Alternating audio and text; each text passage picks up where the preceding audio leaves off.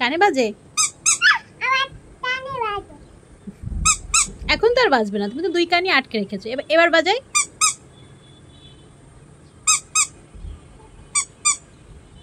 মাম্মাম আচ্ছা কান খুলো, আর বাজাচ্ছি না।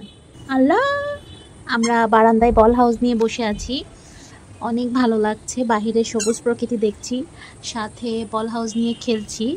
আমি কিন্তু সবসময় চেষ্টা করি ওয়াসফিয়া লাইফের প্রত্যেকটা মুহূর্ত যেন অনেক অনেক বেশি এনজয়েবল হয়, ও যেন ওর শৈশবটা সবসময় মানে ফুলফিল, সব আনন্দ যেন ভরপুর রাখতে পারে, এটাই আমি চেষ্টা করি মা হিসেবে।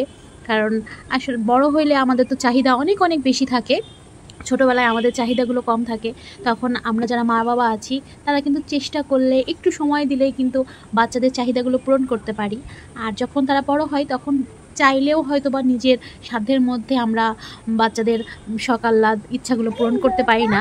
তাই সমস্ত মা বাবার উচিত যে ছোটোবেলায় বাচ্চাদের শৈশবকে সুন্দর করার জন্য তাকে সময় দেওয়া, প্রপারভাবে তার মানসিক বিকাশে সাহায্য করা। এটা কিন্তু প্রত্যেকটা মা বাবার আমার মনে হয় যে উচিত। যে ওয়াসফিয়া কিন্তু এই ছোট্ট বয়সে সে কিন্তু আমার অনেক ভালো একটা ফ্রেন্ড। আমি ওয়াসফিয়ার সমস্ত অনুভূতি বুঝতে পারি, আসলে সমস্ত মায়েরাই বুঝতে পারে, কিন্তু সবথেকে আনন্দের ব্যাপার হলো ওয়াসফিয়াও আমাকে বুঝতে পারে।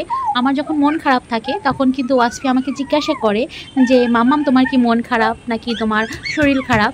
তো ও এই 2.5 বছর বয়সে যে আমার মন খারাপ কিনা বা শরীর খারাপ কিনা বা আমাকে কেউ বকা দিয়েছে কিনা এটা সে মানে জানতে চায়। সুতরাং সে অনেক বেশি আমার প্রতি কেয়ারিং। এই বিষয়টা আমার আলহামদুলিল্লাহ খুব খুব ভালো লাগে।